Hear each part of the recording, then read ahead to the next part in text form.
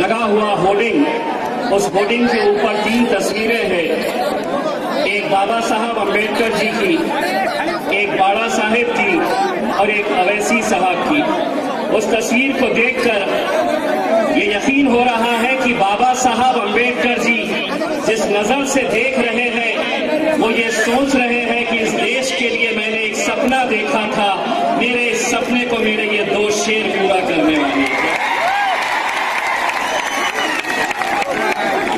दोस्तों, स्टेज के ऊपर बैठे बैठे बाड़ा साहब के हाथ में एक पुस्तक थी। वो पुस्तक को मैंने जब पढ़ा तो उसमें एक बात लिखी थी जो मैं सोचा आप तक पहुंचा दूं, क्योंकि मेरा, आपका, हम सब का यहाँ पर इकट्ठा होने का जो मकसद है वो इन 4 लाइनों के अंदर पूरी तरह से समझ में आता है।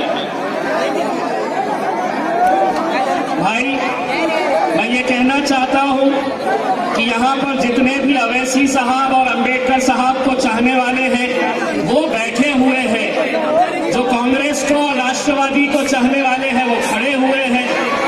अब आपको साबित करना है कि आप किसको चाहते हैं, तो बैठ जाइए।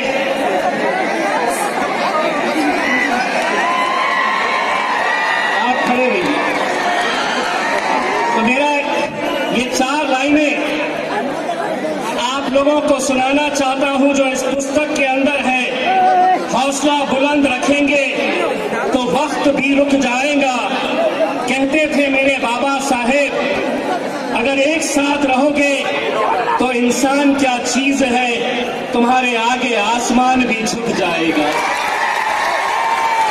इसीलिए जब हम कहते हैं आवाज दो हम एक हैं, तो आपको मेरे साथ कहना होगा आवाज दो। ये आवाज कहां तक पहुंचनी है आपको सोचना है। आवाज दो। इस सभा के अंदर मौजूद वंचित बहुजन आघाड़ी के तमाम नेता और इसी सभा में मौजूद कांग्रेस, राष्ट्रवादी, शिवसेना और भाजपा के बड़े बड़े नांदेड़ के पदाधिकारी, आप सोच रहे होंगे कि वो यहाँ कहाँ है। मैं दावे के साथ कहता हूँ वो अपने घर में बैठे हो या होटल में बैठे हो, कहीं पर भी है, लेकिन ये सभा देख जरूर रहे हैं, देख जरूर रहे हैं और ये सोच रहे हैं कि अपनी तो बात लगने वाली है। दोस्तों, मैं आज यहाँ पर बैरिस्टर असदुद्दीन अवैसी साहब जब आए, पिछले कई दिनों से कई सभाएं हो रही थी, मैं जैसे ही आज नांदेड़ शहर में आया तो एक पत्रकार ने मुझसे पूछा, आहो ते अवैसी कुठे आहे ते दिसते नाही। मी म्हटलं दुपारी या 6 फूट 4 इंच बसलेले आहे, दिसले का? मीडिया वाल्यांनी सांगितलं होते, अहो ते अवैसी कुठे गायब झाले, ते आंबेडकरांसोबत दिसत नाही। आता कॅप्चर करा, दोघांसोबत बसलेले आहे आणि तुम्हाला जे दाखवायचे ते बोलायचे बोला। या राज्यामध्ये तुम्ही कितीही प्रयत्न केला, अवैसी आणि आंबेडकर साहेब हे एकत्र राहणार म्हणजे राहणार। बहुत कोशिशें चल रही है कि किसी तरह से कैसे इसको कमजोर किया जाए, उनको ये पता नहीं है। आज का ये जन समुदाय देखकर मैं एक बात बाड़ा साहब आपको यकीन के साथ कहता हूं, जिस समाज के साथ उसकी माएं और बहनें जुड़ी हुई है, उस समाज को कोई नहीं हरा सकता है। मैं सलाम करता हूं मेरी इन माओं और बहनों को जो दोपहर की तपती धूप के अंदर यहाँ घंटों बैठी है, ये संकल्प लेकर कि 70 सालों तक मेरे समाज का इस्तेमाल किया गया है। अब ये संकल्प लेकर बैठी है कि 2019 के अंदर बाबा बाबा साहब ने एक सपना देखा था, एक ऐसा सपना कि अवैसी साहब के सर पे नीला फेटा हो और बाबा साहब के सर पे हरा फेटा हो, ये सपना देखा था।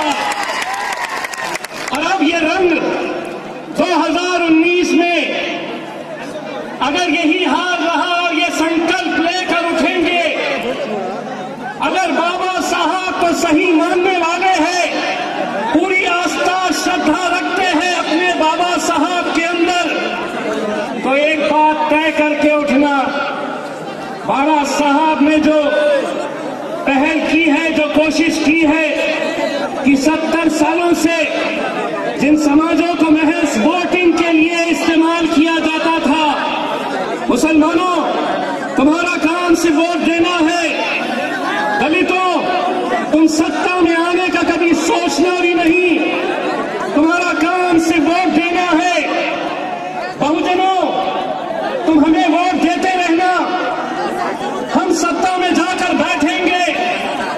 लेकिन अब बाबा साहब ने और अवैसी साहब ने यह तय किया है कि इंशाअल्लाह 2019 के अंदर महाराष्ट्र की विधानसभा के अंदर पीला, हरा और नीला झंडा हम लहरा के रहेंगे। लेकिन आपको लगता है ये इतना आसान है? यह आसान मैं इसलिए नहीं कहता हूं कि जो पुस्तक बाबा साहब के हाथ में थी, उस पुस्तक के अंदर और 4 बातें लिखी है। बातें कड़वी हो सकती है, लेकिन गौर करना क्योंकि सच्ची है। जो बातें लिखी है, इसका शीर्षक है गद्दारों से सावधान, और 4 लाइनें जो लिखी है वो ये है, खजाने को चोरों से नहीं पहरेदारों से धोखा है, अंबेडकरवाद को दुश्मन से नहीं समाज के गद्दारों से धोखा है। इसीलिए भीम के बंदो, इसीलिए भीम के बंदो, चोरों पर नहीं पहरेदारों पर नजर रखनी है, अंबेडकरवाद जिंदा रखना है तो दुश्मन पे नहीं समाज के गद्दारों पर नजर रखनी है। ये कितनी सही बातें हैं। आज तक जानते हैं कि हम लोग सत्ता की सीढ़ियों तक क्यों नहीं पहुंच पाए? हम इसलिए नहीं पहुंच पाए कि हमें कभी किसी गैरों ने नहीं हराया है।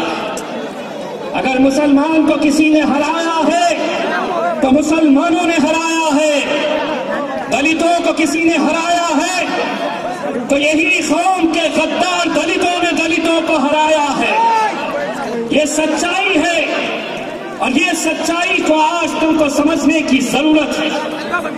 और जब तक ये सच्चाई तुम समझेंगे नहीं, आप तो देख रहे हैं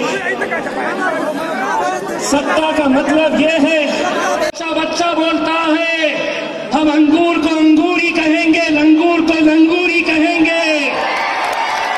तुम अगर कहेंगे कि ऐसा बोलो, हम तुमको बोलेंगे ये खाना है तो इस देश में रहना नहीं, पाकिस्तान चले जाओ। ये जब से भाजपा आई है, जब से शिवसेना आई है, ऐसा कहो, ये बोलो, ये खाओ, नहीं तो जाओ। अब हम नांदेड़ की सरजमीन से बहुजनों के, दलितों के, मुसलमानों की तरफ से एक बात कहना चाहते हैं कि सभी का खून शामिल है इस मिट्टी में।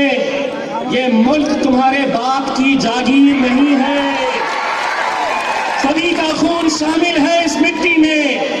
मेरे भाई, हम आज आपसे सिर्फ इतना कहने के लिए आए हैं कि इस तरह के जलसे तो होते रहेंगे, लेकिन आप लोगों को ये सोचना है कि अगर हमारा लक्ष्य विधानसभा है तो उस विधानसभा के लिए, उस लोकसभा के लिए हमें बहुत जद्दोजहद और मेहनत